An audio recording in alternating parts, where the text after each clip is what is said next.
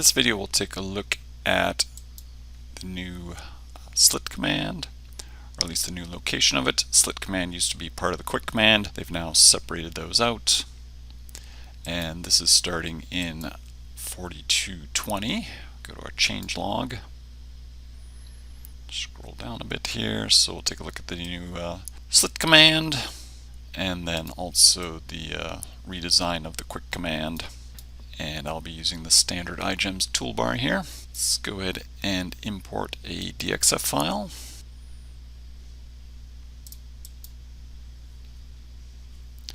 Manual placement, insert file name, okay. I've got my preference turned on to prompt me whether this is in metric or imperial. This one's metric. Left click to lock it in place. Down at the bottom, specify height. That's the height of the text that we'll put on here for the part name. If I don't know how big I want the text to be, I can left click, move my mouse up a little bit, left click again, and then I can left click to lock that in place. And then I'll just draw in a couple lines here that we'll use the slit command on. Guess I'll just copy that, select that, Shift C for copy. Let's go ahead and create a part. Cam tab. We'll do the standard 1/4 inch aluminium. Create our part.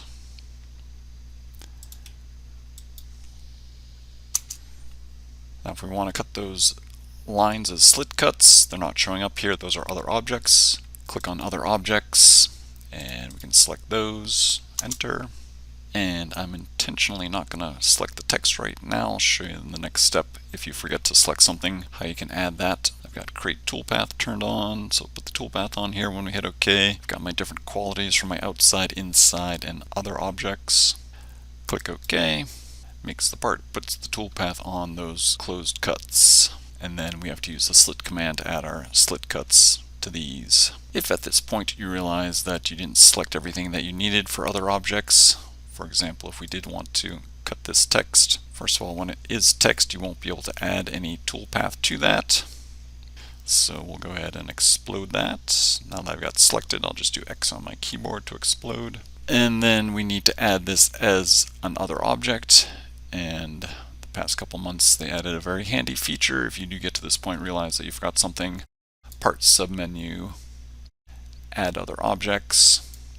Down at the bottom prompts us select objects, just drag a box around those, hit enter, select the part that you want to attach them to, and now we can add toolpath to that. So let's go to the new slit command, toolpath submenu slit. Attribute can be used if you've got special features built into your post processor. So for example, in our post processor, I've got an HS attribute that if I attach that to the toolpath, it'll trigger our height setter to come down and find the top of the material at the beginning of the cut.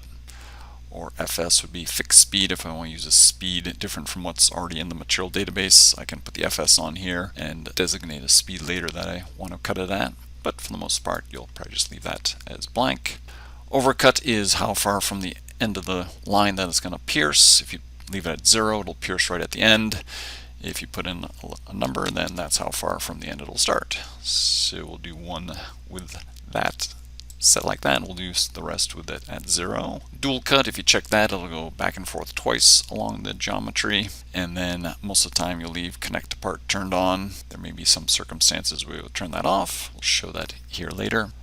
And we'll do the single command, left click, and we can see, and of course important to note, and later we'll change it, is since we already put the toolpath on here, it's doing the outside cut, and if you follow the blue rapid line, you'll see it's going to come down here for the slit cut.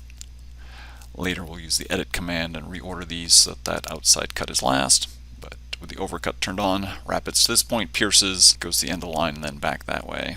Hit enter, set our overcut to 0, and we'll do our single command. Click up here, so now it's going to pierce right at the end of the line, and left click there again, enter. If you want IGEMS to determine which end of the lines to pierce at, you can use the multi command and then just drag a box around items and hit enter. Looks like we're done with that. Click close, and then to reorder these cuts, go to our edit command, click somewhere on the edge of the part. That's our outside cut, and then all the quick cuts we just added, click on the external, and then down at the bottom we can use this button here just to send that to the end. Let me draw a couple other shapes here.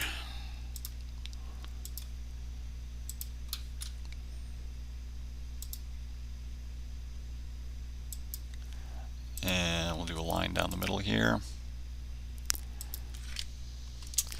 In this scenario, maybe you want to cut this part, and then you want to do a slit cut for whatever reason, and then cut this part. We'll go ahead and create our parts. We select other objects, select that, hit enter. Shows up in our preview, click OK, and then that line goes away. Because we're making parts out of multiple geometries and we selected other objects, it didn't know which part to assign that other object to, and so basically it just goes away.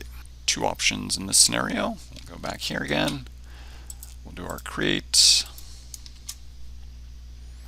We won't select other objects because we know it'll just go away. Click OK. And this again, one option is back to that parts submenu, add other objects. Select object, hit enter, and then choose one of these parts to attach it to. And then we could go and do our slit command again.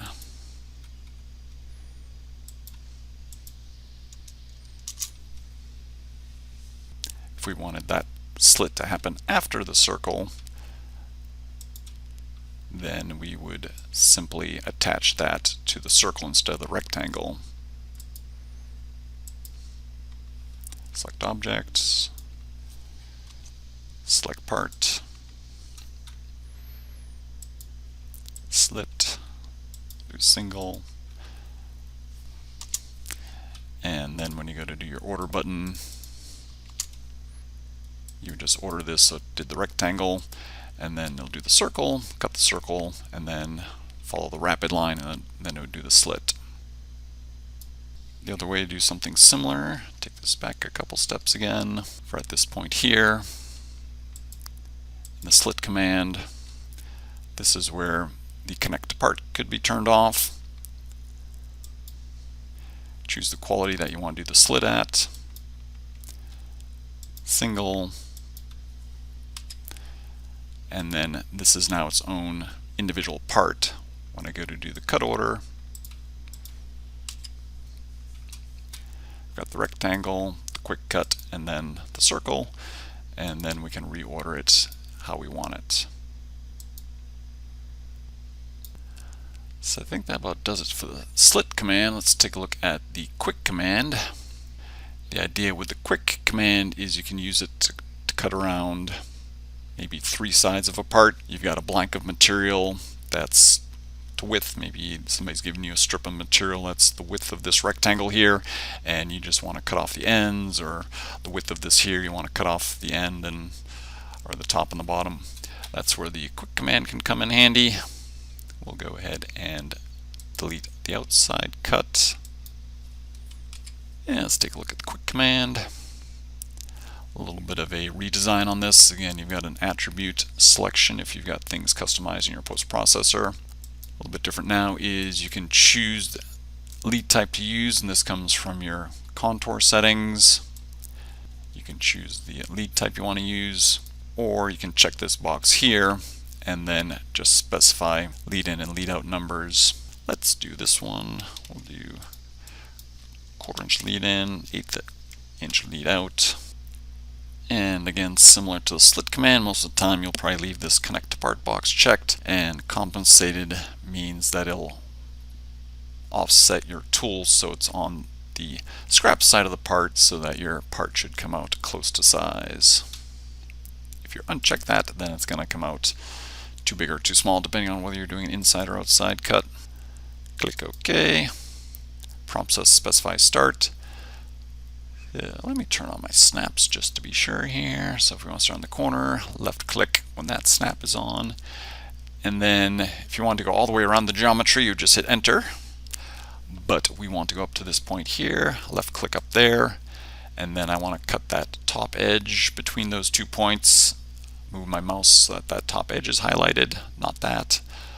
When I've got that highlighted, left click, and then because we're using the option to specify leads, once I see my lead move, lock in at that location there, can hit enter, and then enter. And then if we wanted to add a toolpath along the bottom, similar idea, left click at the start point, left click at the end point, and then the direction that you want to go between those 2 points, which in this case would be this way, left click, and enter for the lead in, and enter for the lead out. Because connect to part was turned on, if I click OK, excuse me, should have just hit cancel, we'll escape out of there. If I click on one of these toolpaths, you see it selects the entire part. If I go into quick again, if I turn this off, similar to the slit, once you turn that off, you can choose the quality that you want for this toolpath. Click OK, specify start, specify end, specify path. I want to go that way. I left click, lead in, enter, lead out, enter.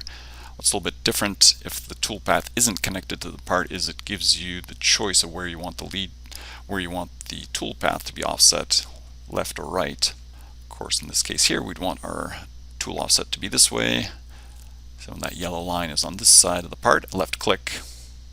Similar fashion, if we did that up here, start point, end point, path, lead in, enter, lead out, enter, and then compensation, left click when it's on that side.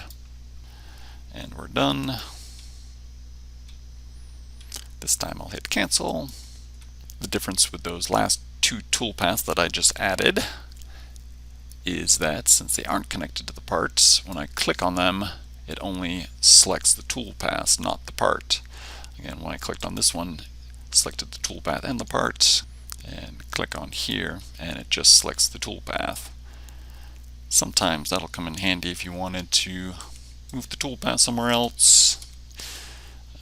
If you wanted to tweak in the sizing, I can do things like move, and I can go to, let's see, toolpath and break, click on that rapid line, and I can do M command to move and select that, and left click and move this. So once it's disconnected from the part, it gives you some flexibility to do things like that if you need to. So I think that covers it for the quick command and the new slit command. If you have any questions on those, let me know. Thanks.